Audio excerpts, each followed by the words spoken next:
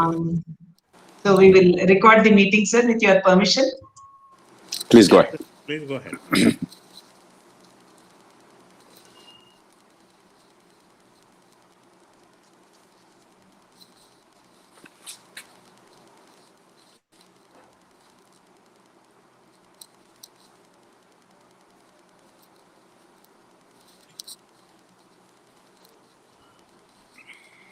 You what deal with the office.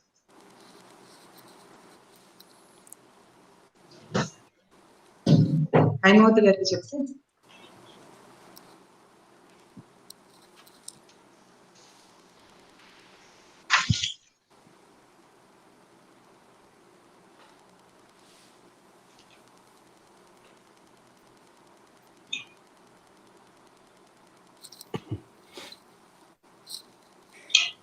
So we welcome you all, sir, for this special occasion on the occasion of the celebration of Constitution Day.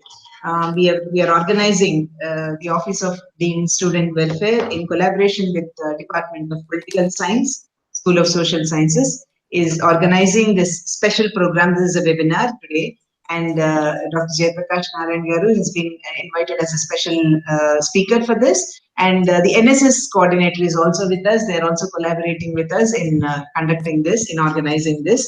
A warm welcome to you all, sir. We have with us the gracious presence of Dr. Jayaprakash Narayan Garu, the special speaker today, and Professor Kodila Parao Garu, Vice Chancellor, Honorable Vice Chancellor of University of Hyderabad, and the head of political science, Professor Swan. And we also have Dr. Veerababu, who is a coordinator, along with me, and Dr. Padmaja. I'm Deputy Dean Student Welfare and Head Center for Health Psychology. I'm also a coordinator. We also have the presence of distinguished faculty along with us, Dr. Professor Kanchan Malik, and some students who are participating in this, along with our PRO and others in this meeting. So we welcome you, sir.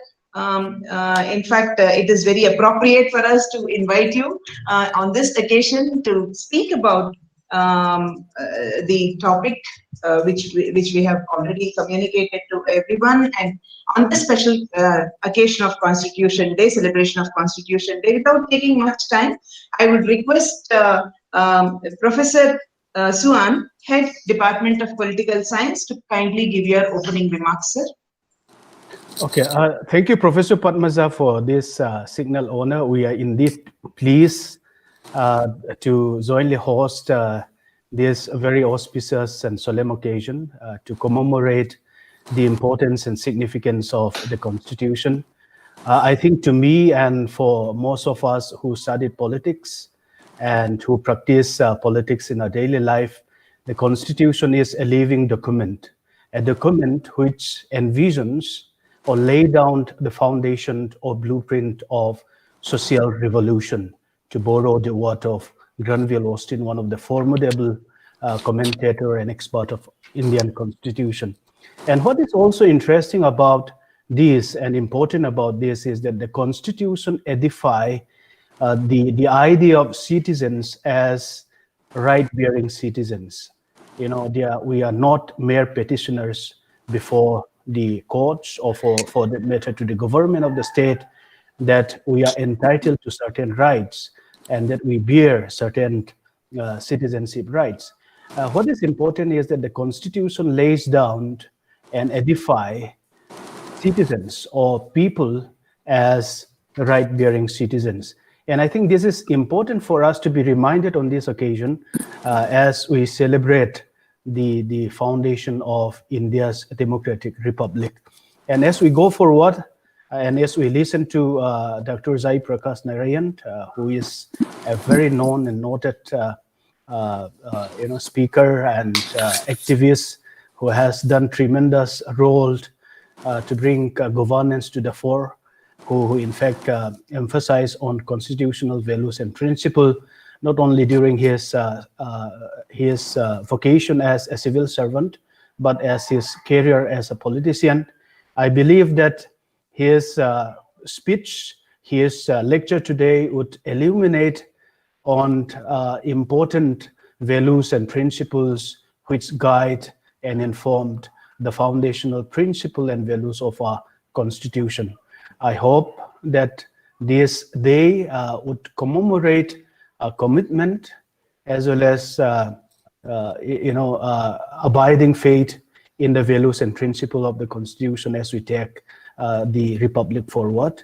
With this brief with these brief words and remarks, thank you once again for giving this opportunity, and I hope that this day would, in effect, invoke the values and principles and the original intent of the founding fathers to make India a truly democratic republican state. Thank you once again. Thank you, Professor Suan. I now request Professor Apparao Kudili, Honorable Vice Chancellor of University of Hyderabad, to kindly give the inaugural address. Good evening, everybody there. I think we have several of our faculty colleagues also joined. I'll start with our Deputy Dean Students Welfare, Dr. G. Padmaja, who has been the coordinator along with Veerababu from Department of Political Science, and the head Department of Political Science, Professor Kamswan, and our chief guest and the speaker for the today's session, the well-known practitioner and who has been a champion in bringing out some of the important issues related to this democratic system, Dr. Jayaprakash Narayan Garu, also with us, and to discuss on the role of Indian Constitution in protecting democratic principles and values on account of the celebration of Constitution Day at University of Hyderabad today. I extend a warm welcome to all the people who have joined here, including our other faculty members and students, and those who have joined on Facebook for this important session as a webinar being organized by the Deputy Dean Students Welfare of University of Hyderabad. I am not a person who will be able to speak more on this kind of topics, but as a common man, sometimes I feel that there is a general feeling that several of our democratic principles and values appear to be threatened from different corners. The Constitution, as I can see, has made provisions for several things in it, and it has been a dynamic guide for us, for the country, because we have seen as many as over 100 amendments that have happened in the last 70 years. But still there is the feeling that some of these principles and values are strictly, I mean, in terms of in letter and spirit, probably the people are not happy with the way in which the democratic principles are being practiced. And unfortunately, some of us also have picked up the knack to interpret the principles and values to our convenience. And some of us blatantly ignore when they do not suit us. So in my opinion, it is important that we must understand the principles and values in letter and spirit. And the celebration of a Constitution Day gives us an opportunity to visit these principles and assess to what extent we are abiding by the Constitution. And when we have learned speakers like Dr. Jayaprakash Narayan, I'm sure the participants of this webinar, including faculty and the students and our other guests, will immensely benefit. And that's where I congratulate the Dean Students Welfare Office for creating this platform and organizing this webinar. This Indian Constitution has been a bedrock of these democratic principles in India. With changing times, as I said, the Constitution has been amended over 100 times.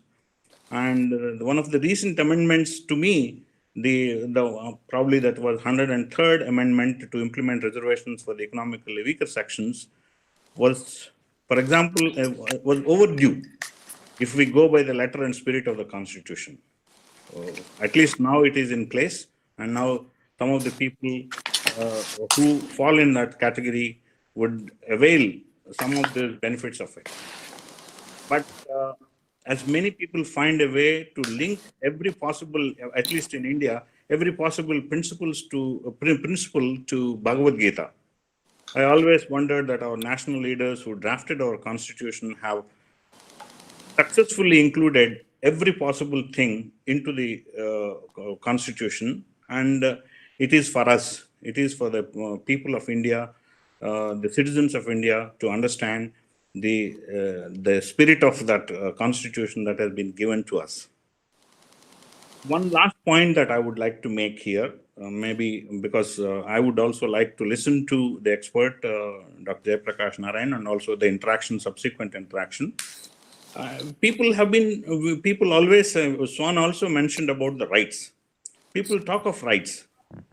And unfortunately, many people miss about talking about responsibilities, which are also defined in the Constitution, as I understand. If each one of us feel responsible for the position that we are in, there would be a remarkable change, in my opinion, the way the way our country can progress. I think our forefathers who drafted the Constitution had these dreams when they put down these articles for us, for the country, for the independent India to grow as a nation. I, as a science teacher, the one thing that always bothered me is there are wonderful things that are listed under Article 51A. So some of the things like to protect and improve the natural environment, including the forests, lakes, rivers, and wildlife. And there is also a very categorical mention. I do not know. Professor Suri and Dr. Jayaprakash Narayan and Swan should be knowing more about it. Probably ours is one of the few countries that have included the word scientific temper, to develop the scientific temper, humanism, and spirit of inquiry and reform. Some of these things have been very well put into our constitution, and the way that we have ignored several of these things have actually caused major problems for us. I think we should look into these things carefully. As a science teacher, as a practitioner in science, I believe that we must focus on these things. And with this, I would like to congratulate both the Dean Students Welfare Office and the Department of Political Science for organizing this event for the university on an important day like this. Thank you very much, Dr. Padmaja. Over to you.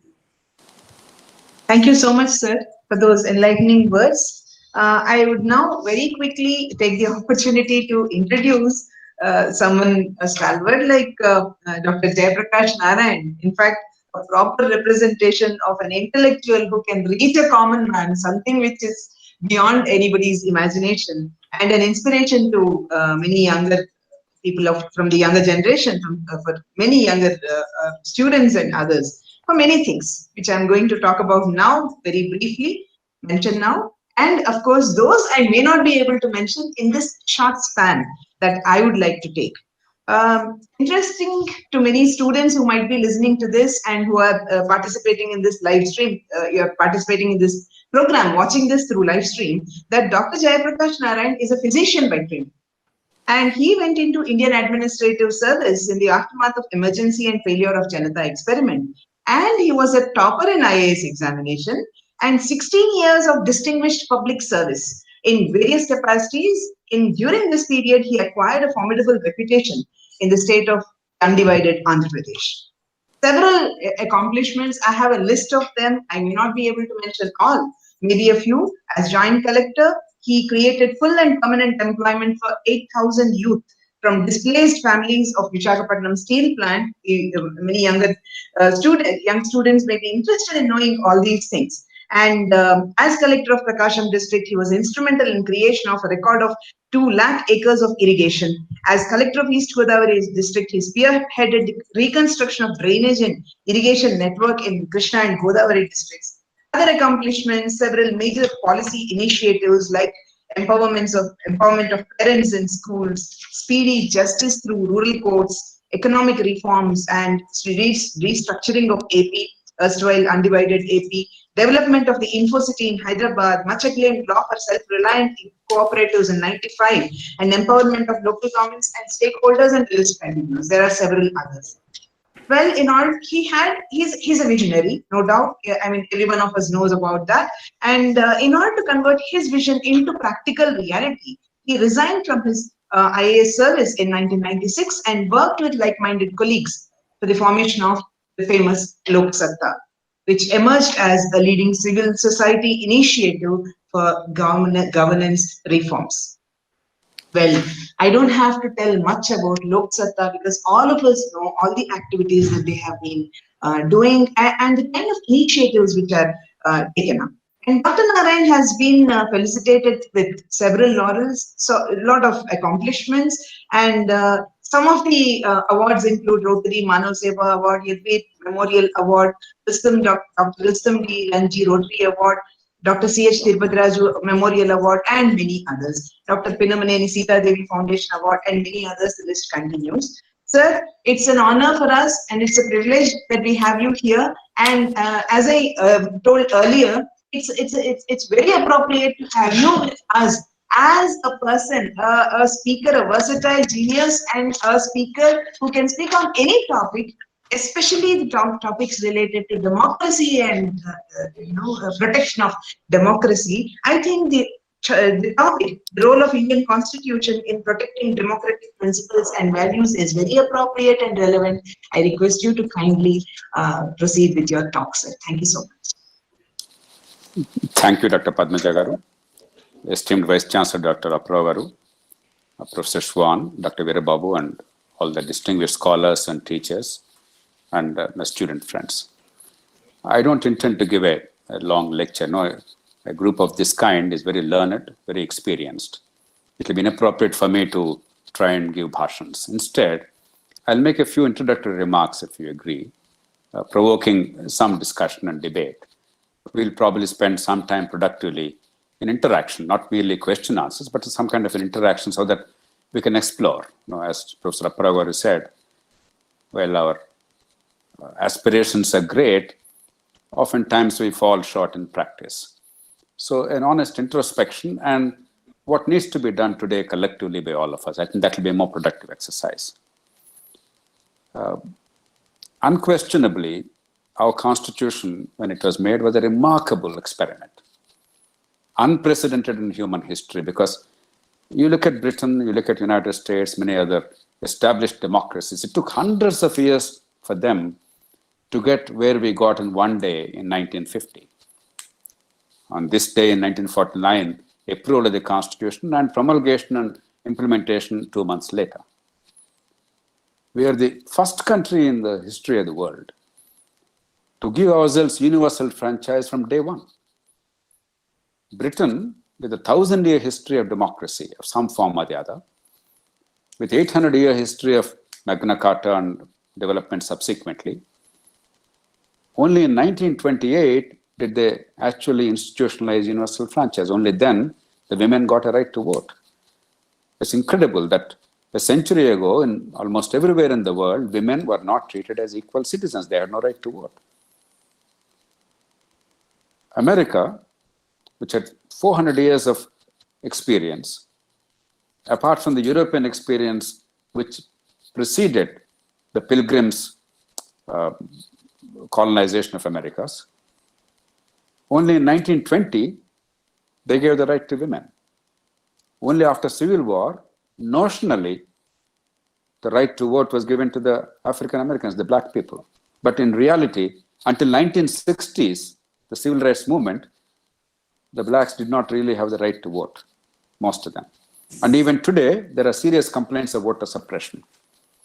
Now, considering that, it was an article of faith, an audacity of hope, that our founding fathers, the Constitution makers, they envisioned a constitution based on rule of law, complete equality in a divided, iniquitous society with centuries of oppressive tradition of caste, etc. and universal franchise. It was a breathtaking experiment.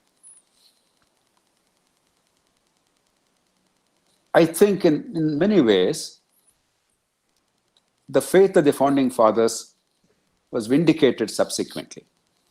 But also in many ways, we are falling short in realizing constitutional values. So let me list a few things, more for our discussion than for any kind of elaboration. First of all, unquestionably, we have very successfully managed the very difficult art in a democracy of peaceful transfer of power. Of course, our elections are flawed. Our political system is messy. Our discourse is noisy and not necessarily illuminating. But despite all this, that we could have regular periodic elections peacefully conducted on the whole, and power ultimately came from not the barrel of the gun, but by the ballot of the people. And with one odd exception during emergency, when the constitution was brutally amended to give the parliament the power to extend itself, a bit like Taiwan. I don't know, many of you are aware, I'm sure. Taiwan, for a long time, when Chiang Kai-shek left for Taiwan, the founders of that new government, they decided to give themselves a permanent lease. So for about 30, 40 years, the same number of members, they were the leaders of the country, they were the representatives until they had written a constitution for themselves and amended it and all that. Our parliament, in a misguided moment, has actually amended the constitution to give itself the power to prolong its life. And they did prolong the life by a year, but they had the power to indefinitely prolong it. Mercifully, elections were indeed held and people rejected that in a wholesale manner, and liberty was restored. But barring that one brief episode, there were regular periodic elections. When you look at the American democracy today, the travails of the great country, we're all following it with both excitement and curiosity, and a lot of anxiety, because what countries like America do may sometimes shape the future of the rest of the world also. So we have some stakes in that. It's amazing that their election is so fragmented and so complicated. It has some strengths. It's not always weakness. That they have such a decentralized governance is actually a strength. But perhaps they carried the principle too much. And they pinned their hopes too much on the practices and culture and tradition rather than the constitutional mechanisms. They don't have something equivalent to our election commission. Though they have what's called a Federal Election Commission. It's nothing like our election commission. It's an altogether different body. There's no time to go into that. But the constitution makers of India, in a fledgling democracy, in a desperately poor country with mostly illiterate people, have understood the potential problems and made provision for that. I think it's a remarkable foresight. The more we think now, the more we're astounded by that foresight and wisdom. Our liberties are preserved. One particular success in the last 30 years. Now, initially, we all know, while the objectives resolution initially contemplated a truly decentralized, robust democracy, the partition and the mayhem created by partition led to a centralized India, what we call quasi-federal, but really speaking, it was actually a largely unitary government structure, only federal in form, but unitary in substance. But one great thing that happened in the past 30 years, when we quite rightly lament the decline of democratic values in India, during these 30 years, there's actually a remarkable improvement in terms of federalism. Many of the distortions of federalism have been overcome, whether it's Article 356 abuse or the license permit control Raj or the monopoly of power of a single party all over the country, and many other unsavory features and very discretionary kind of allocation of resources. So many of these things have been overcome. We institutionalize many sane practices, and our federalism, at least up to union-state relationship, has come into its own now. I think one great significant step forward in times when, generally speaking, there's a decline in the nature of politics in India. And our fiscal federalism, in my view, is actually a model for the rest of the world. Of course, we have complaints and problems. The 15th Finance Commission is grappling with some problems, and many states are worried. But on the whole, if you take the evolution of fiscal federalism in India, it's a remarkable progress. And very few countries have a similar framework which is working so well as in India. But having talked about the great things about our constitution, and there are many great things, we must look at what are the problems. I've had the privilege, Professor Schwann talked about Dr. Granville Austin. I had a privilege of having long interaction with him about 21, 22 years ago when he was writing the second book on the Indian Constitution, on the 50th anniversary of the Republic. We interacted in considerable detail. Austin would tell you, many of you would tell us, what's been happening. In the ultimate analysis, as Ambedkar quite rightly said, the Constitution is only as good as the men and women who are entrusted the responsibility of implementing the Constitution. There is in every society a gulf between the constitutional values. They're always noble. Our Constitution, of course, was influenced by the French Revolution, the American Constitution, the British model, the Irish Constitution, and many other best practices in the world, and the universal human values that were venerated in those days beyond the frontiers of any nation state. But constitutional values alone are not sufficient, we all understand, because societal norms and practices, our own caste system, or inequalities which we accept by birth as something normal and natural, tremendous inequities in society, economic and other, a lack of education, abject illiteracy, superstition, and a whole lot of other things. The social norms and attitudes and practices, there's always a gulf between the constitutional values and the societal norms and practices. Politics is the bridge between the two. There's no substitute to a wise political process, a rational political process. Our political parties and political process have actually done a decent job up to a point. You must acknowledge that. But it's only a half-decent job. There are serious deficiencies. We all understand only too well. We know that the political parties are now personal fiefdoms, largely family estates. They operate like private companies in most cases. And they have nothing to do with the people or the members.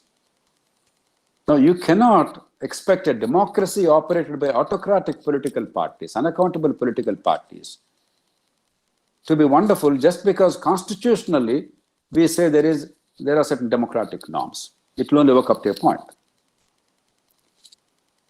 Our democracy has certainly become deeper and wider, but there's a long way to go. Perhaps the single biggest failure in our country is in not fulfilling the larger constitutional mandate and vision that every citizen will be empowered adequately in the form of education and local empowerment. We rank among the worst in the world in educational outcomes. I feel sad that you and I have to discuss this when we are participating in a discussion organized by one of India's premier universities. There are individuals and institutions which are doing very well. But on the whole, if you look at education, let's be truthful. 80% of Indian kids cannot fulfill their potential for no fault of theirs. In the modern society, if inequalities of birth, circumstances of birth determine the future of a child, because they lack education despite natural endowments, real education, then all your constitution becomes only a theoretical document. It is, and it ought to be a living document, but living only in some respects. But in reality, it becomes fossilized. It's not the fault of the Constitution. It is our fault as a society in making the Constitution work for our people. Rule of law. Normatively, we have rule of law. In reality, we all know what are the serious blemishes.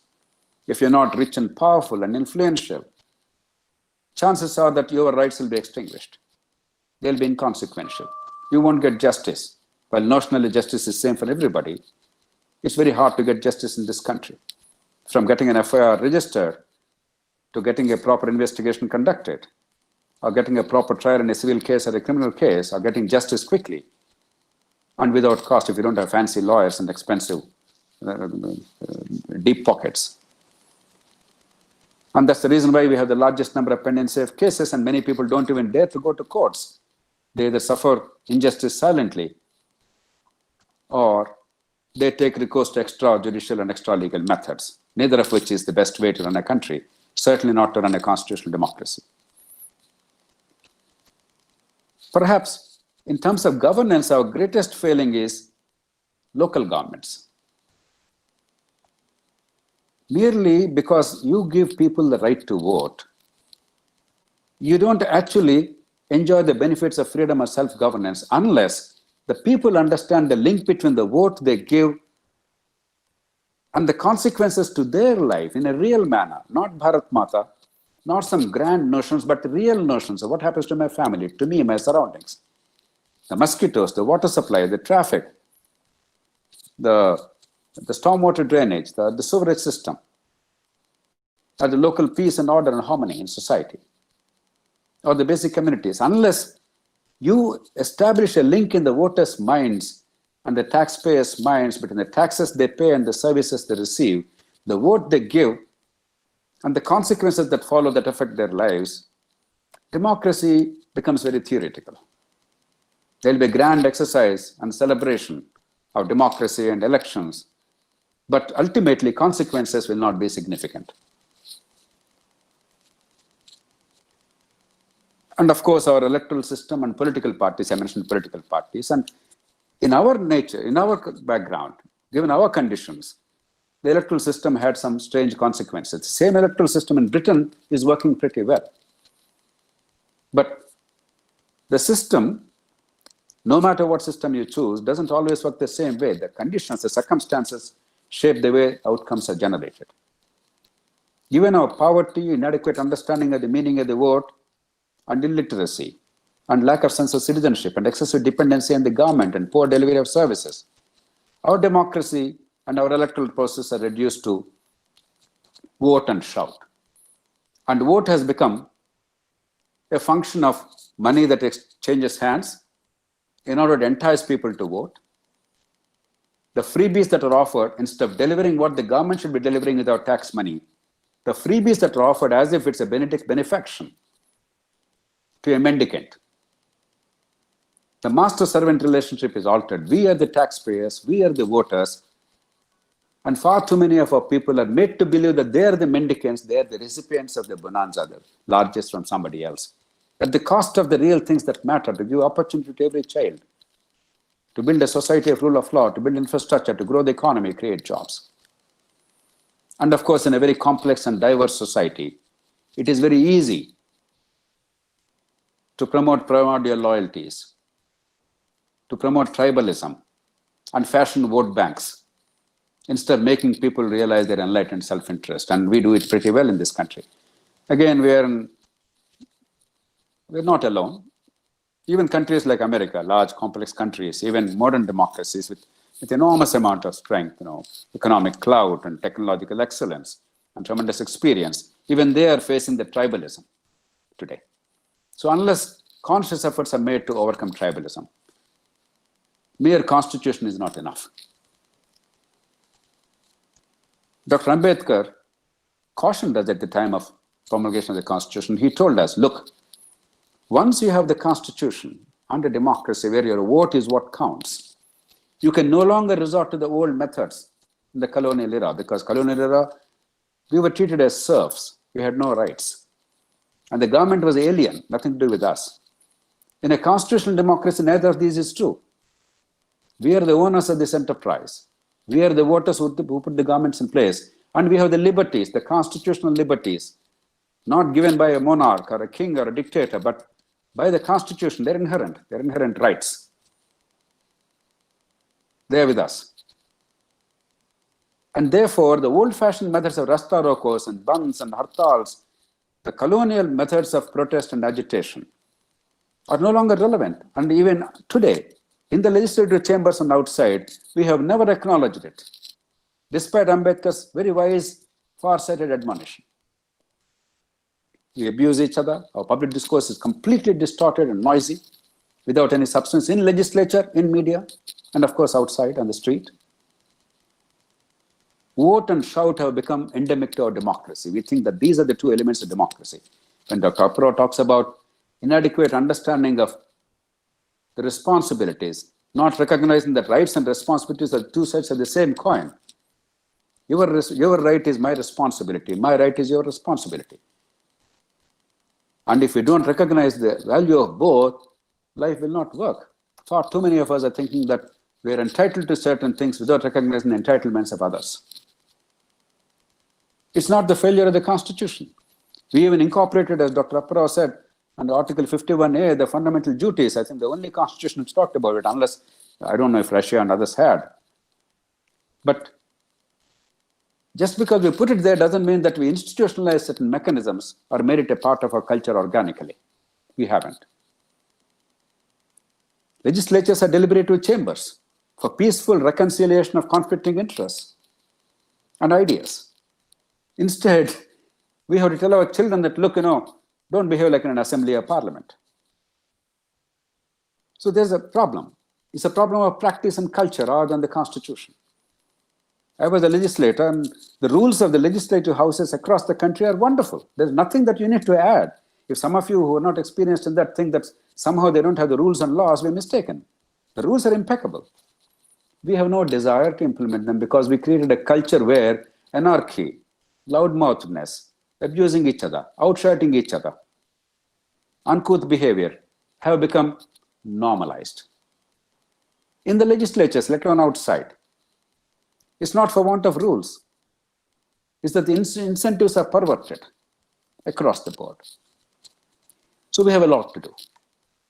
I'm a great optimist. I believe, despite everything else, between 1949, 71 years ago, when our ancestors, our founding fathers approved the Constitution, and 2 months later when the Republic was promulgated till now, we made huge advances.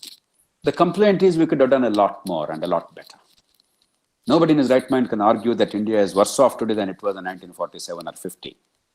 But I think it's perfectly reasonable for anybody, right-minded person, honest person, to recognize that considering what we need to do and what we're capable of accomplishing, our accomplishments are very limited. We need to do a lot more. We need to do a lot better. Times like this are opportunities to introspect. Recognize where we have succeeded well, federalism. We improved, but local governments, we don't have them at all. We have the weakest local governments in the world. Even autocratic China has stronger local governments. Autocratic China. Our neighboring countries became free along with us, never had a continuing history of democracy and free elections. Bangladesh and Pakistan, checkered history. Despite that, they have stronger local governments than we in India have. We must have the humility to recognize some of our follies. Our education is the pits, not because the Constitution didn't want to give us education. We always talked about education, the directive principles, and we even amended the Constitution to make it a fundamental right to education. It's not for want of the Constitution. It is that we never had the will or the wisdom or the skill to do it right and well. Recently, an effort is made. A good education policy has come into being. I'm a great supporter of that policy. I think it's a very sound policy, long overdue. But we need to do a lot.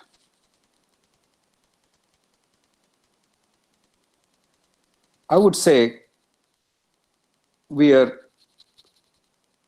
not a failure, but we could have done much more.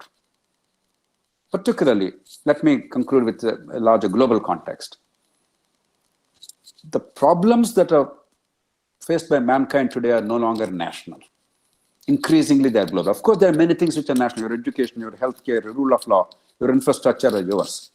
But the global problems, with the fourth industrial revolution in the offing, with tremendous advances in technology where nation-state boundaries are irrelevant, where global warming and other consequences of human action are threatening the future of our children. We have to set an example to the world. Much of the world in 1947, 1950 looked up to India as a great example, potentially. Much of the developing world, much of the colonial world at the time and newly free colonies, they all looked up to India. I don't think they're looking up to India today. On a broader plane, I don't think they're even looking up to democracies today. Authoritarian dictatorships, but which are otherwise economically successful because they built infrastructure, they embraced certain principles of economic freedom to the extent that they felt were required for growth and created jobs, they are proving to be great successes and they're becoming attractive.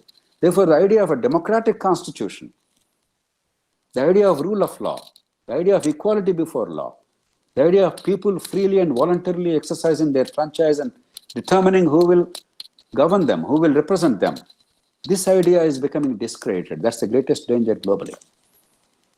And we owe it to not only ourselves and our progeny, but also to the world, because if we set a bad example, if democratic countries, they fail, quote unquote, and if undemocratic countries are seen as success stories, I don't think it's a particularly good thing for our children, because we may have all the material goods that we want, but may end up losing freedom, both of the political kind and of the intellectual kind. So the stakes are high, without being dramatic about it. But the opportunities are great too. We have unlimited resources relative to what we were doing earlier, globally and in India. We have technology, breathtaking technology. The fact that we are able to interact despite COVID crisis, not being able to meet together and have a normal interaction. Or I was impressed when the Vice Chancellor was telling me earlier how, without much interruption, the modern technology is harnessed and distance education, online education is going on, and university's academic calendar is going unhindered, which is remarkable. We have remarkable fruits of technology to aid us today. We have resources better than ever before. From the past successes and failures, we understood what works, what doesn't, from within the country and globally. We only have to internalize those lessons and quickly act, because the world is not going to wait for us. And I hope moments like this, they give us time to reflect and to build on the past and to overcome some of our weaknesses and make our success more enduring and much more fruitful for our children. Thank you. Thank you very much, sir. Yes, as rightly pointed out, there may be good, bad, and ugly as well, but there is always a hope. And there is so much that we can accomplish, and it's just that we have to look at it the way that we have to. Sir, we have some students and faculty in the meet. They have joined the meet, and they may want to interact with you. Shall we open the forum for discussion Please. now? With your kind Please go permission, ahead. Vice Chancellor, sir, Please. and your good self, I would request Dr. Bindu Madhav Reddy, please coordinate the interaction now. Thank you, Madam. Sir, on behalf of NSS UXL, we welcome you and then congratulate you for this wonderful talk. And as usual, we are always look forward for your thoughts, discussions on day-to-day for various political and then social aspects. And we never miss, actually, generally, personally, actually. And please keep your spirit high and keep educating us in various aspects. And I'll take up any questions if there are around. And we have some comments in the Facebook also. Let me ask one question. There is one question from one of our faculty colleague. I'll read it for you, sir. So by Dr. Madhu Babu, he is asking how to strengthen local governments financially. You know, in an immature democracy and an immature economy, there's always a tendency for most of the resources to go to the federal level, national level. Only when the economy grows to a point where the local tax base increases can local governments be self-reliant fully. Urban India is relatively more self-reliant. Actually, almost all our cities are relatively self-reliant if only allow them to become self-reliant in terms of governance. Rural India, because we completely sucked the sap out of it, the energy out of it, we impoverished our farmers and rural population. It's very hard for them to mobilize their own resources. It's very easy for us to give lectures about, no, you collect your own taxes and do it. Every tax is our own. It's not the Prime Minister's tax or Chief Minister's tax. It's all our tax money. When even the states, which actually have a fairly decent resource base, over the years are dependent very heavily on the union's devolution of resources through the Finance Commission and other mechanisms. To expect the local governments, particularly rural local governments, to be self-reliant overnight, financially is somewhat facile. Therefore, I think what we should do is, I have argued with the 14th Finance Commission, my friend Dr. Venugopal Reddy. I completely endorse and commend them for what they did, but what they failed to do is, I appeal to them, instead of giving an ad hoc allocation of a lump sum grant to local governments, they gave us some 2.85 lakh crores over a period of 5 years to local governments. Instead of that, you make an allocation of a share of resources that go to the states. The 14th Finance Commission gave a significant share, I think 41% or 39%, now this distance I'm a little foggy, of the divisible pool of grants, almost all the tax revenue of Government of India, minus the cesses, etc., because surcharges and cesses are not divisible, unfortunately. In that, if you gave a significant share, let's say 25% of that, and force the states to transfer, therefore, some of the responsibilities automatically, because responsibilities and money should go together. States cannot bear the burden of salaries while the power rests with the local governments. Then things would have improved. But even now, it's never too late. A devolution is required, both from the national level and the state level. Even as we encourage the local governments to raise their own resources. Urban local governments, I believe, already they are on course, if only we give them genuine local empowerment and have a greater link between their taxes and services.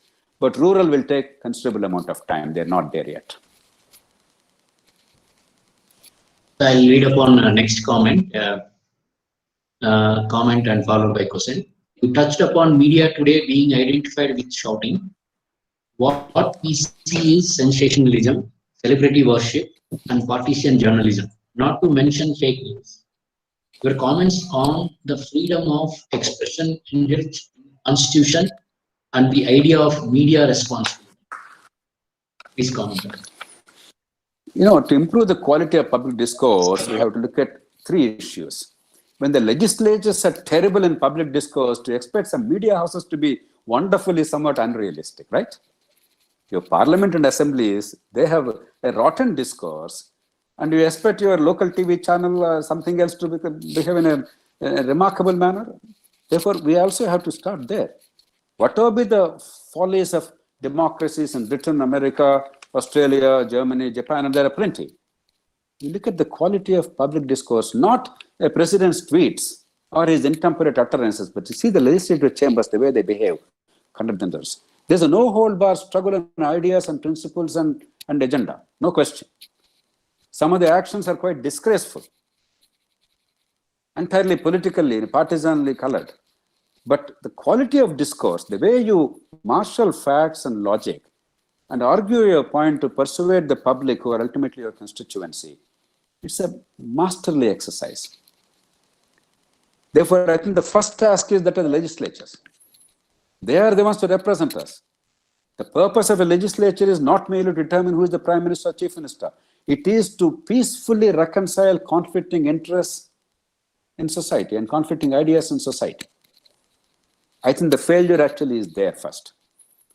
The media, unfortunately, has become part of the problem because they see themselves as players in the power game rather than institutions entrusted with the responsibility to make democracy work. They are the fourth estate, universally recognized. Though not constitutional organs, world over, we recognize that these are essential elements of a democracy. But the media lost that sense of purpose because partly fragmentation, partly excessive competition for the eyeballs. And the third element is the social media. I don't even have an answer. I don't think anybody has an answer at this point of time. The whole world is, on the one hand, new technology is good. It gives us this kind of opportunity. We're able to interact. On the other hand, if technology is used unhindered, unfortunately, whether it's a Mahatma Gandhi's sane and moral voice or an idiot's mad rantings, they get the same projection. Both have equal power. That's one of the challenges of modern technology. When Gandhiji spoke, the whole nation listened because there were not many competing voices. Once the credibility and authority, moral authority were established, that voice and that voice alone was heard by us. Today there are a million voices.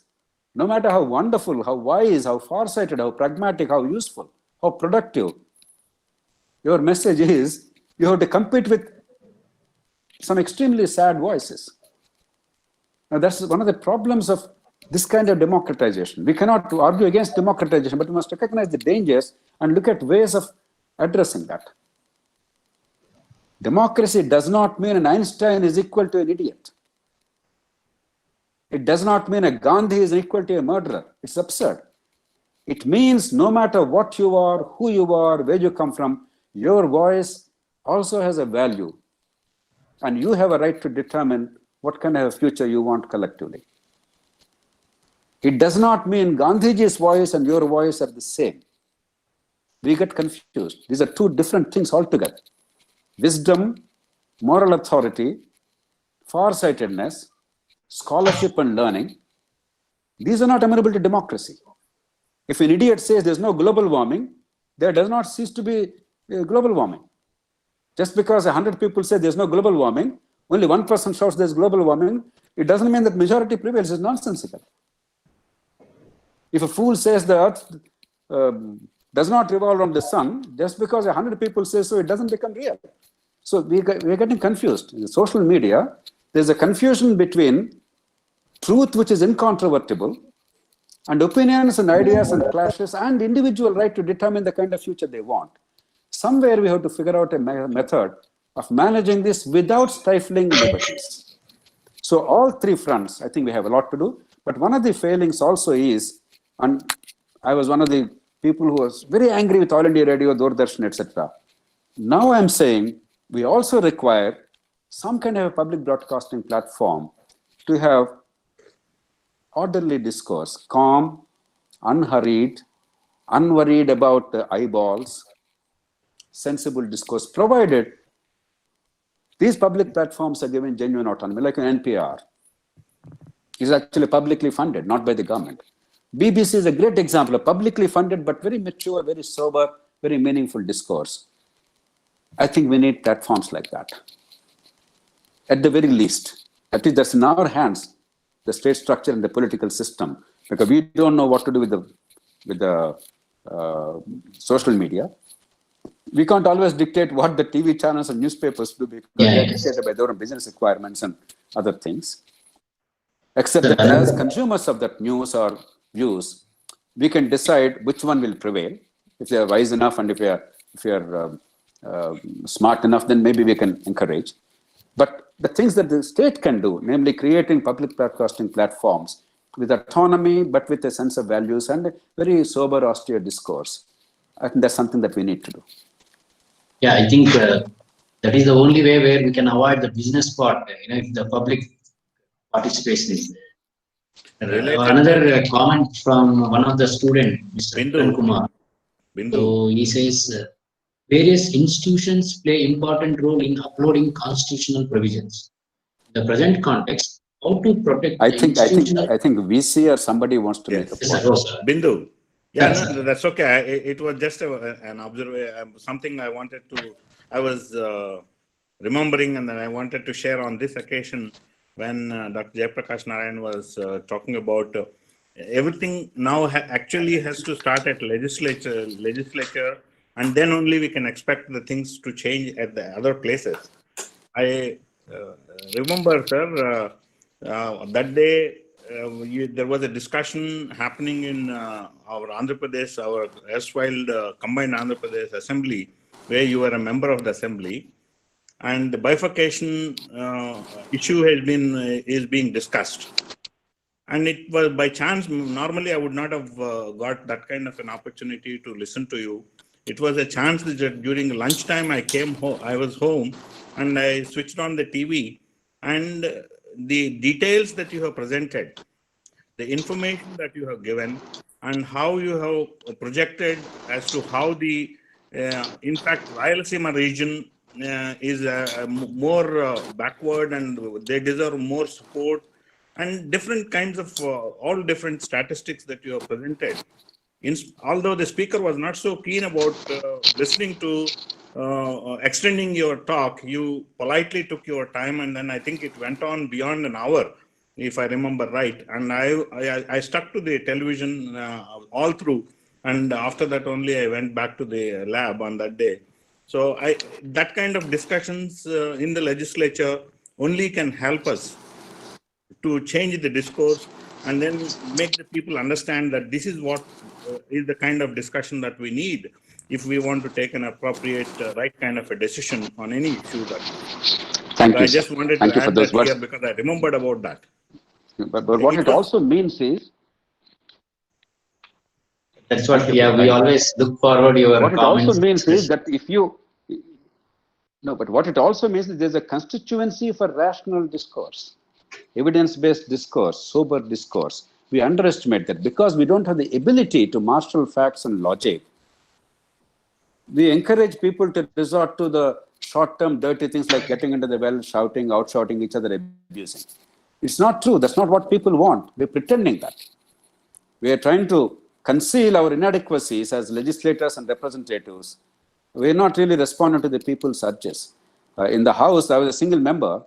Obviously, the time given to me, quite rightly, democratically, is limited.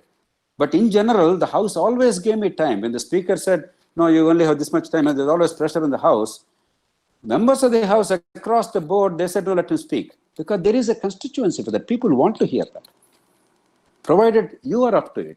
So it's our leadership's failing in the country. I entirely agree with Dr. Prakash. There's a tremendous need for change in the quality of public discourse, first starting with legislatures. I'm sorry, please go ahead. Yeah, I was continuing that comment.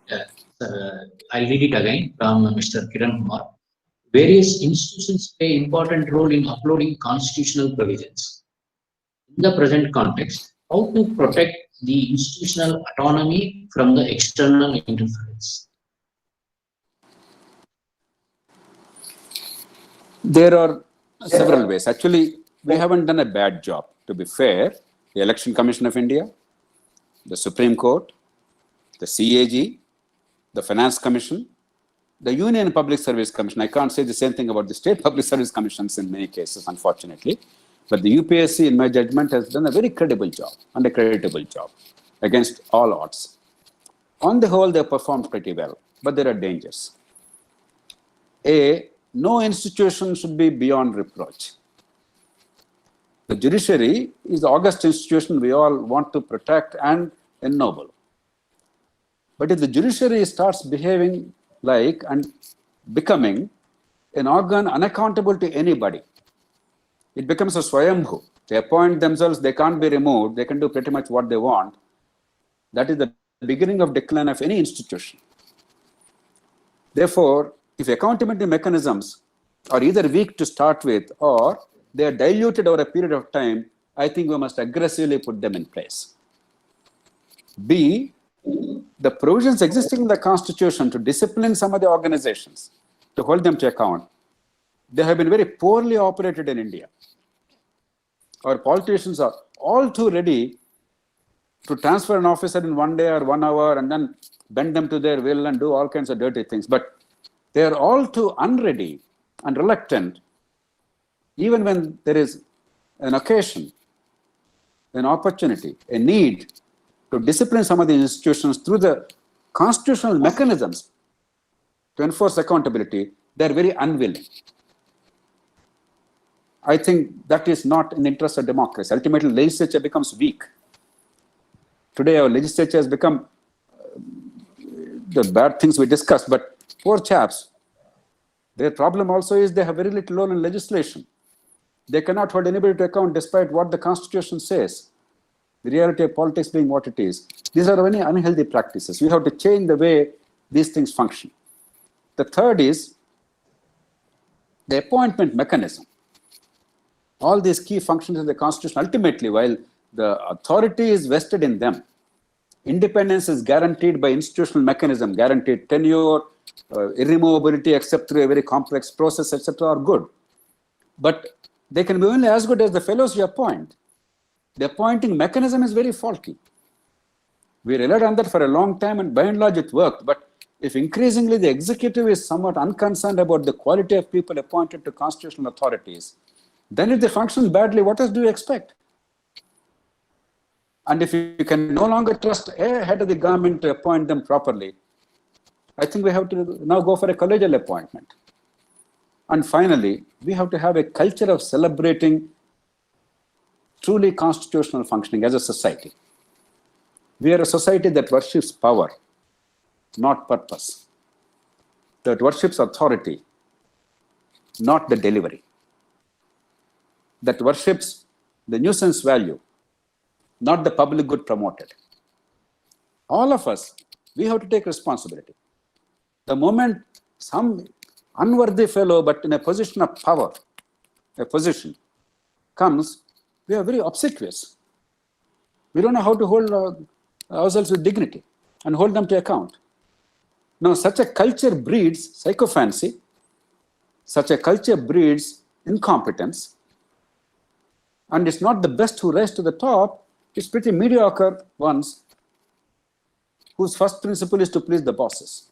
Now, such people adorn constitutional authorities, among other things, certainly will be poorly served. Ultimately, the selection process, whether it's in bureaucracy where they're part of the government and they're accountable to the elected government, or constitutional authorities where they have to act independently and yet in coordination, unless you allow a system where the finest, proven and tested people with capacity and inclination to promote public good consistently and act in a non-partisan and fair manner consistently, unless such people are, and they're there, they exist. It's not that we don't have them, it's a myth. Without going into examples, I can cite any number of outstanding people who are sidelined, any number of rogues and idiots who are promoted. So it's not that we don't have people, we have exceptional people. I had the pleasure of working with some of them in judiciary, for instance, Justice M. N. Venkatachalaya, Justice Krishna Iyer, Justice Jaya. In fact, I worked with all three of them to bring about the 99th Amendment to the Constitution of India, about judicial appointments. I can cite many other people. So it's not that we don't have them. We no longer reward them, because the reward to them is not a reward for them. They get nothing. We get something out of that. If the right person is rewarded, we, the society, benefit. If the wrong person is rewarded, it's a reward to him and his family at our cost. We haven't yet recognized it.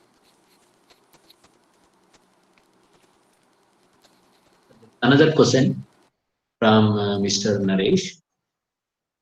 Sir, how to avoid constitutional monarchy and where does youth see its place in it? Avoid tribalism first. If you root out from your heart to the extent possible, if not 100%, at least 90%, caste, religion, region, and other primordial loyalties, and if you're able to think beyond that in your interest, not because you're a great noble person, but because you're a practical person who understands your own self-interest, my kids' education, my future in terms of jobs or things, economic growth, my better roads, better water supply. If you are at least capable of looking at your own enlightened self-interest, you can weed out these potentates who want to become monarchs. 2, fight for a culture of democratic functioning of political parties. 3, stop worshipping power. Respect those in authority because they represent us. We put them there. Give them the authority, respect, and cooperation. But don't become their subjugants. Don't become their loyal subjects. Be citizens. You must be able to tell the president, Mr. President. When I meet the Prime Minister, I call him Mr. Prime Minister. With respect. I'm very respectful. But I tell them sometimes, half jokingly, but only half jokingly, Mr. Prime Minister, I now come to you as a master to a servant. I'm not subordinate to you. As a public servant, paid public servant, is subordinate to you. I now come to you as a master to a servant. You must have that dignity. While we respect their authority because we put them there, they represent us. It doesn't mean that we treat them in a very cavalier manner. No. We as citizenry must learn to act with dignity and recognize that they have authority given by us with our money, but they're accountable to us ultimately. If you are obsequious, if you show exaggerated veneration for power, if you yourself know, you go after power without any purpose, if you think it's the greatest virtue, like buying a diamond or buying a piece of land, getting into power, anybody with 20 crores wants to be an MLA. What does he want to do? God knows. Then you want to be minister. What do you want to do? God knows. It's absurd. We're an obscene country. Let me be blunt. Our lust for position, not even real power, our lust for recognition has completely undermined us. The Vice Chancellor talked about Bhagavad Gita. What does Gita say and what is our practice in terms of politics and power? How vulgar it is. So we have to go back to our own ancient wisdom. We don't have to be taught by America and Britain and Western philosophers. Our own ancient wisdom of humility, of strength, of knowledge, of public purpose. I think we as society must rediscover. Then we can easily hold them to account. Because after all, who are they? They are made by us. The moment we unmake them, they are nobodies.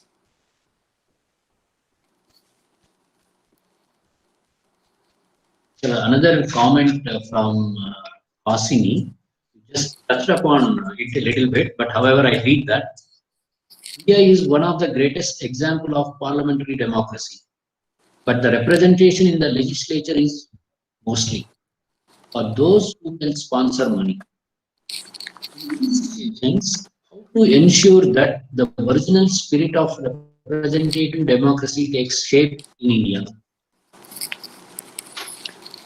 You're absolutely right. But first, I want to debunk the notion that all our MLAs and MPs are thoroughgoing bad people and they've all ganged up together. It's not true. Trust me. And I'm saying with all sense of responsibility. If conditions are different, incentives are different, these are among the most effective people. You don't become an MLA or MP, in most cases, without having intense drive, tremendous organizational power, discipline, and willingness to invest enormous amount of energy for the cause you believe in. It is just that all these wonderful qualities are serving the terrible cause of somehow getting there to perpetuate somebody's power. So it's not because they are bad fellows. So if the general approach is, no, they're all bad fellows, if only I were there, things would be different. I'm sorry, there are far better people than you and I sitting there. But what's happened is, we made our electoral system so dysfunctional, our politics so vulgar, because the people are not enabled to understand the link between their vote and public good. And public good in a manner that they can perceive the consequences of the family, not some esoteric public good, not some grand public good I don't understand. Therefore, in a poor country, when anyway nothing is happening because of the vote, if the poor person expects a 2,000 rupee per vote, and in a family of, let's say, 3 voters, if 2 candidates each gives 2,000 rupees, 12,000 rupees in one election. In a poor country, 12,000 rupees is a lot of money in one election. It's not their fault, because there's nothing else that they're getting out of it. So what we have to do is enable them to discover that there's something more valuable than the 12,000 rupees in a way that they can understand. I always give the example of my apartment. I'm right now in my apartment here. Suppose in the elevator, the lift is not functioning, I will not keep quiet, because I have to climb up the stairs up to 5th floor. My elderly mother cannot climb up. And I'm paying monthly maintenance fees, inconveniencing all of us. I'll holler, I'll protest. I'll make sure that the lift is repaired now, instantly. That is democracy. Not some Bharat Mata, not some Telangana Thalli, not some Jaya Andhra. Democracy is when I understand what is the consequence of my decision in putting somebody in place and in paying the maintenance fee or the tax. Then it works. We made it completely disconnected. Without going into party politics, look at Delhi. What happened? Luckily, by historical accident, Delhi is the most empowered local government of India. We call it a Delhi government and Delhi cabinet, but in reality, you may call it Delhi chief minister, but Delhi chief minister is India's most empowered mayor. Stronger than any mayor in India, but weaker than almost any mayor in the world. But even then, though weaker than the rest of the world, much stronger than other mayors in India. There are limited but definite powers. Slowly but steadily, Delhi's political discourse and nature of politics is now altering. Have you noticed? Because people are unable to understand the link between the vote they give and what happens to me. Corruption-free services, emphasis on school education, quality health care. Not that everything is delivered, but they can see a realistic hope. So against heavy odds, they could vote without money. It's not anybody's case that Aam Aadmi Party gave more money than BJP or somebody else in the elections. Let's be truthful. Something more than money has worked. That's a cautionary tale for all of us. Once people understand, particularly starting with urban India, rural India is going to be harder for a variety of reasons. There's no time to go into details now. We innovated rural India of leadership, of economic strength, of a sense of dignity. We made them mendicants. We impoverished them. And leadership fled because those with ambition cannot live in villages and have a decent life. So rural India is going to be harder unless you also design some other mechanisms. There's no time to go into that. There are ways of doing that too. But you empower local government in a manner that the people understand the value of the vote in a direct way. But hold them to account. Don't make them another bunch of sultans, but make them accountable in a responsible way. You will see the whole system getting rejuvenated. And of course, if you change the electoral system, instead of this marginal vote playing all the role, and one more vote victory, one less vote and defeat, and therefore there's a competitive populism, competitive pressure to buy the vote, to get that extra vote that's going to put you past the post. In our conditions, it's a terrible thing. And if that is altered, it will make it pretty decent. So we don't look at it as an ordinary citizen's morality, wrong. It's not the immorality of the people that's making them take money. It's not the immorality of the MLAs. Once you are a power player, you seek legislative office to do some public good or to get some glory. What's wrong with that? If this is the only means, what else do you expect them? You have to change the incentives. Another question from one of our faculty, Dr. Shri. How to see the role of judiciary involvement in social problems and issues in recent times? I have been one of the sharpest critics of that in this country. Probably mine is the loudest voice. Like I am the architect of the 19th Amendment of the Constitution, which the Supreme Court, in a self-serving order, actually quashed it. Ultimately, they will rue it one day. It's bad for the country, bad for judiciary also. Judiciary's first job is to render justice and to protect the Constitution. There, I think our record is, to put it very mildly and politely, very mixed. In some ways, actually pretty bad. But judiciary is showing excessive, exaggerated inclination to intervene everywhere. They want to be Tahsildars. They want to be SHOs. They want to be SPs and district magistrates. That's not their role. Yes, the Constitution does give some space. In order to render full justice, the Supreme Court can give any order. That is an exceptional situation, exceptional action. It cannot become an endemic action in normal situations. They want to decide what to do. They want to have empowered committees. They want to give directions. They want to frame rules. They want to tell you when to close a shop or open a shop. That's not your business. You are not elected to do that. We have an elected government for that. Good, bad, ugly. If they're bad, I'll throw them out. There's a political discourse. Because there are three problems with this. Number one, the executive, the government, and I know in India we all blame the governments and there are many things wrong with them. There's no doubt about it. And I projected them, exposed them so many times. But understand their problems. In a very poor country, resources are always limited. Even rich countries' resources are limited. Therefore, the government, for them to act, the resources have to be apportioned. There are 20 priorities. Which one I give allocation of resources? Two, time is limited, unlike a judge who has the luxury of listening to a case for a year and then taking another 2 years to give a judgment.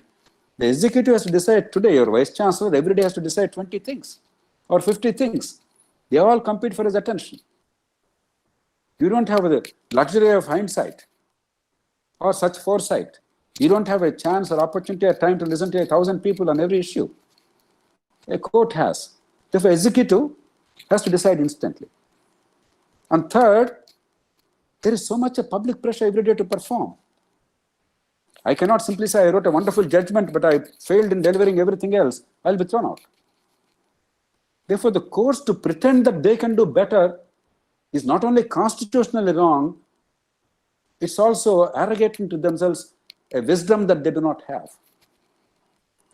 Therefore, on occasion, the courts nudging the executive or the legislature to act to enhance public discourse is welcome. But the courts interfering too much and taking over the role of executive is bad for the courts, bad for the Constitution, but for democracy. It is not comment. There is one request from one of the students. I read it. University of Hyderabad needs support from bureaucrat turned social scientists like JP Garu to take up empirical research projects that are grounded on realities and in the areas of governance and public policy. I am delighted to hear that. We have a very robust research program, though our resources are limited and almost all of it is voluntary basis. We do, I think, relative to resources available, India's most progressive research, most advanced research. And if University of Hyderabad and others, we all work together, it will be wonderful. If already, with the Vice Chancellor's blessings, the annual conferences we started last year, they are now co-hosted by University of Hyderabad and ISB along with the Foundation for Democratic Reforms. And many more things are necessary and possible. But that means that we must learn to work with you, because ours is less academic rigor, more a pragmatic but well-informed approach. Yours is more academic approach. Both are necessary, but somewhere we have to find a meeting ground. And you also have to become a little more flexible in recognizing that knowledge ultimately is meant to make lives better. I'm a scholar, I wrote a beautiful piece which nobody reads, beyond a point is irrelevant. I am deeply disturbed by the idea that universities don't know what to do without corruption. You're talking about corruption is irrelevant unless you actually understand the nature of corruption in each sector and figure out what is the best way to address it. Universities don't know how to improve the voting. Universities don't know how to reduce money power in elections. We only talk about the symptoms. If universities do their job, I'm not required.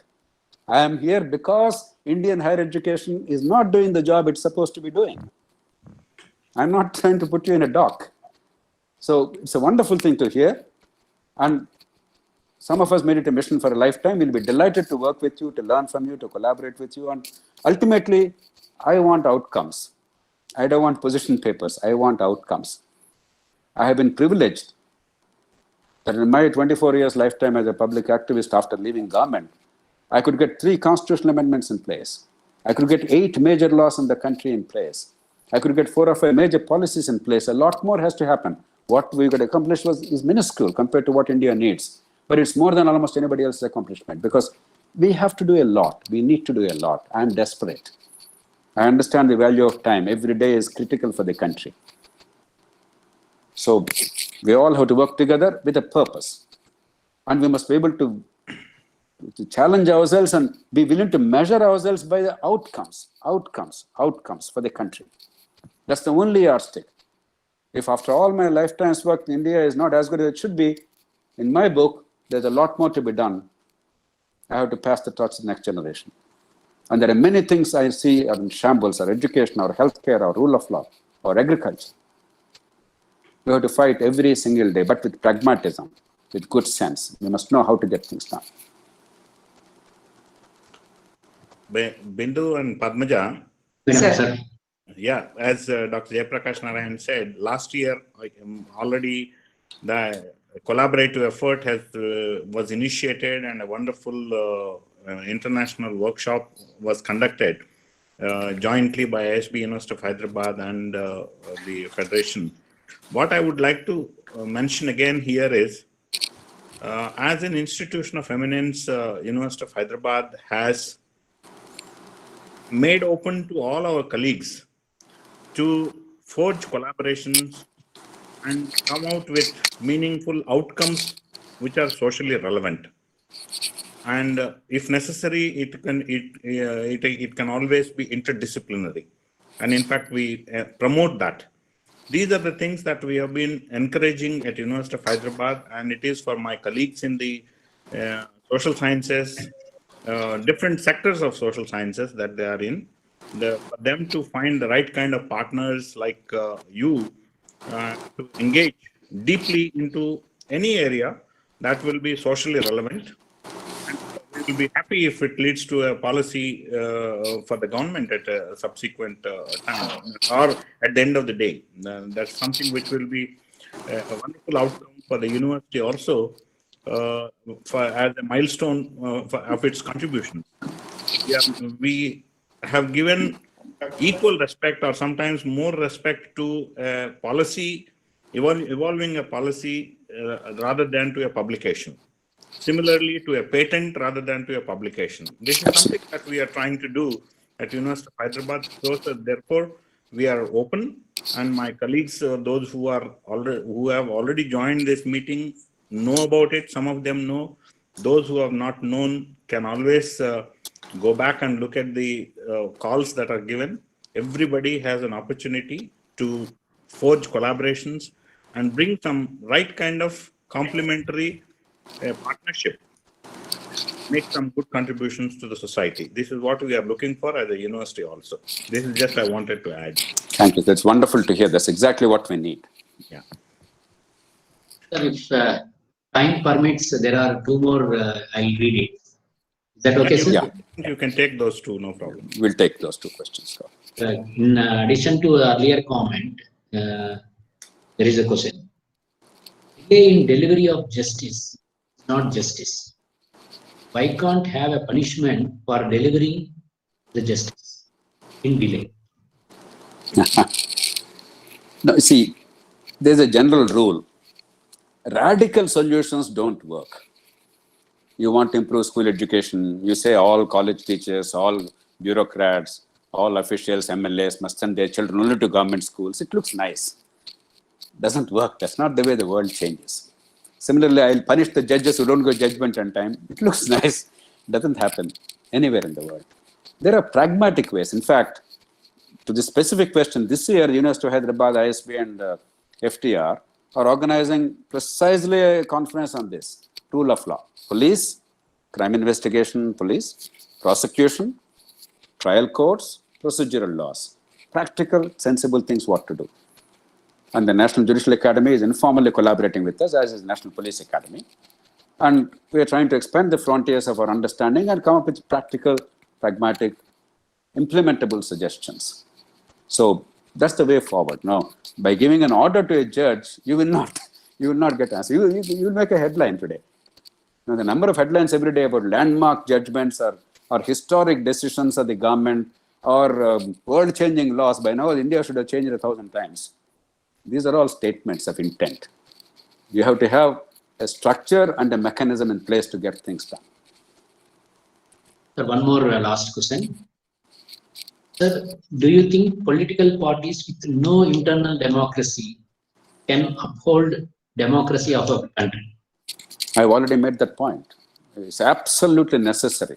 Unless we make political parties accountable to their members and to the people, at the very least, in terms of leadership choice and candidate selection, and of course, transparency of funds. And unless local governments are empowered with accountability in a manner that ordinary people, ordinary folks, they realize what is the meaning of democracy in their lives. Our democracy becomes merely a constitutional democracy without substance, without life. So there's no question about it. I'm totally for you. So, sir, in conclusion, this has been is being live streamed in Facebook. We are receiving several comments and a lot of appreciation as well. But I would like to read one particular comment, apparently from a student. So the comment says, fundamental rights and duties go hand in hand. If you fail to do your duties, you have no right to claim the rights. Is what is being commented about. No, the Vice Chancellor made that point very eloquently. I completely endorse that. But no, again, it's more a statement of what should happen. There cannot be a legal mechanism. The only legal mechanism is a rule of law framework and a political culture that we create where this obstructionist protest ceases. I cannot overemphasize the importance of this. Dr. Ambedkar made this point with such presence. We have completely ignored it.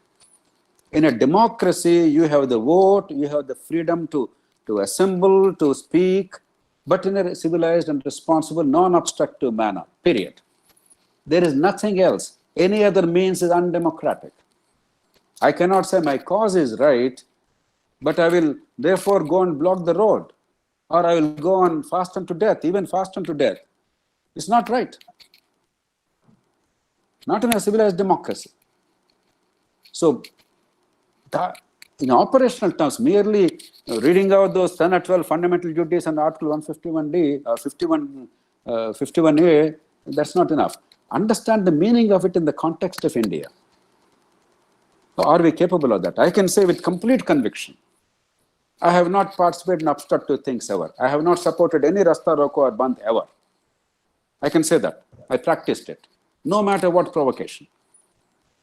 There are times when I dared the government to arrest me because they made a totally immoral, unconstitutional regulation about food grain trade. I went on a Padayatra, I said, I'm violating yours, you arrest me. But in a civilized manner, ultimately I won the battle because the prices became equalized, the farmers got thousands of crores benefit. And today they made it law. The recent farm laws are really what I have done way back. So I'm not saying that you can simply sit here, but you have to have innovative, democratic, non-obstructive, peaceful means of protest and constructive means of protest. And a protester must always have a solution. You cannot take the power of saying no without the responsibility of saying what you will say yes to and how you will do it. It's not asking for something, it's finding an answer, a constructive and creative answer. That is when you deserve respect. Otherwise, you are one of the rabble rousers. I have very little respect for rabble rousers without a solution. That is the true sense of responsibility. And in fact, a wise citizen will not talk about rights. A wise citizen exercises responsibility because the moment you talk, you're already more privileged than the rest of India. In a poor, desperately hungry, illiterate country with very little healthcare and education, those who can speak are already privileged. Therefore, for me to talk of rights is absurd. I must talk of the rights of others. Therefore, it's my responsibility to make things happen. I don't get any extra benefit if education improves in India. I don't get extra benefit if healthcare improves in India. It is for everybody else. If I don't fight for those, ask for my rights, I think it's unbecoming in a democracy. People ask too much for themselves is not a very edifying spectacle. I know what I'm saying is unpopular for many people. It's not fashionable. But I'm not one of those craving for popularity every hour. Thank you so much, sir. It was such an interesting interaction and a lot of benefit to all of us in terms of not only expansion of knowledge, but a lot of thought provoking kind of ideas given and discussion that happened, the interaction which happened. Though unfortunately directly we may not be able to talk with several people, thankfully on this podium we were able to get a lot of questions, and you have interacted very well with the audience who had several queries. There are more queries coming, but then, as time also has to permit us to continue with the discussion. No, if you kindly forward them, we'll find a way of somehow, posting the answers or something, because I don't want enthusiasm to be curbed. I think we have to honestly discuss these things. Yes, sir. Yes, sir. And probably on behalf of the Dean Students Welfare Office, we will be organizing some panel discussions and open forum debates and discussions. So probably very soon, if we can organize one more, and if you would kindly agree to it, we will have an open forum and discussion once again, sir. With the caveat that there will be more interaction and less speeches. Yes, open forum is for that. Open forum would be for that. Yes, sir. So we will get back to you on that soon. So I think we have to conclude this session now. We have Dr. Veerababu also online, who is a coordinator of this program. He's from Department of Political Science, who has organized this whole thing and is available right now. I request Dr. Veerababu to please say a few words of thanks. Thank you, Dr. Padmaja Garu. A very good evening to all. It gives me an immense pleasure to deliver the vote of thanks to all dignitaries attended here. I sincerely thank to today's chief guest and keynote speaker, Dr. Jayaprakash Narayan Garu, for attending this webinar with his busy schedule, and honored this evening with inspirational thoughts. Thank you, sir. I extend my gratitude to our Honorable Vice Chancellor, Professor Apparao Podile Garu, not only for spending his time with us today, but also encouraging to achieve many endeavors. Really, thank you, sir. And I thank to Professor Swan, Head Department of Political Science.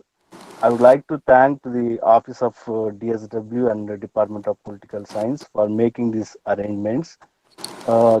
Thank to the faculty members and the students of the University of Hyderabad who are attended to the Facebook live streaming. So once again, I thank to one and all. Thank you, sir. Thank you. Pleasure, Aparagaru. We'll be in touch again. Thank you very Thank much you, for sir. everything. Thank you so much for spending this evening with us. No, my Thank you. pleasure. No, you have spent so much time here, and you are Thank a you. celebrated Thank you so much. scientist. Thank you, Professor Schwan. Well Thank done, you. Thank you. Padmaja. I enjoyed your Thank you, comments. Swan. Yeah. Thank you. Thank you, Professor Rao. Yeah. Thank you. Yeah. Thank you, Dr. Padmaja, Professor Well done, Padmaja. Bindu and Vir Babu. Yeah. Sir, thank you, sir. Yeah. Thank you. Okay. Bye, all of you.